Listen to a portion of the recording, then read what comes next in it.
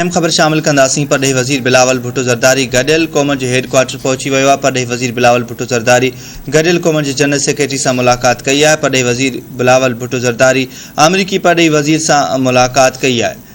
Breaking news अवां सां share कयूं पिया। परॾेही वज़ीर बिलावल भुट्टो ज़रदारी गडियल क़ौमनि जे हेडक्वार्टर पहुची वियो आहे। परॾेही वज़ीर बिलावल भुट्टो ज़रदारी गडियल क़ौमनि जे जनरल सेक्रेटरी सां मुलाक़ात कई आहे।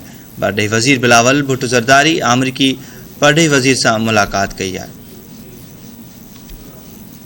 अहम ख़बर बाबति आगाह कयूं पिया। परॾेही वज़ीर बिलावल भुट्टो ज़रदारी गडियल क़ौमनि जे हेडक्वार्टर पहुची वियो आहे। परॾेही वज़ीर बिलावल भुट्टो ज़रदारी गडियल क़ौमनि जे जनरल सेक्रेटरी सां मुलाक़ात कई आहे। परॾेही वज़ीर बिलावल भुट्टो ज़रदारी अमरीकी परॾेही वज़ीर सां मुलाक़ात कई आहे। अवां खे आगाह कयूं पिया अहम ख़बर बाबति।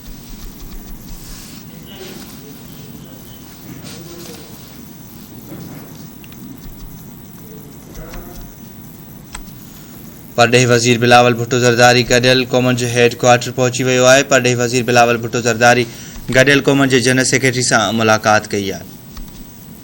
परॾेही वज़ीर बिलावल भुट्टो ज़रदारी अमरीकी परॾेही वज़ीर सां मुलाक़ात कई आहे। अहम ख़बर बाबति आगाह कयूं पिया। परॾेही वज़ीर बिलावल भुट्टो ज़रदारी गडियल क़ौमनि जे हेडक्वार्टर पहुची वियो आहे।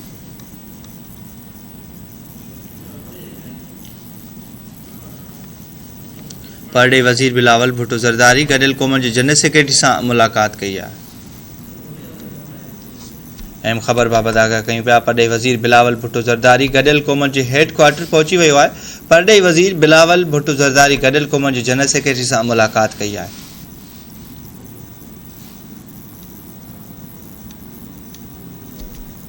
परॾेही वज़ीर बिलावल भुट्टो ज़रदारी अमरीकी परॾेही वज़ीर सां मुलाक़ात कई आहे।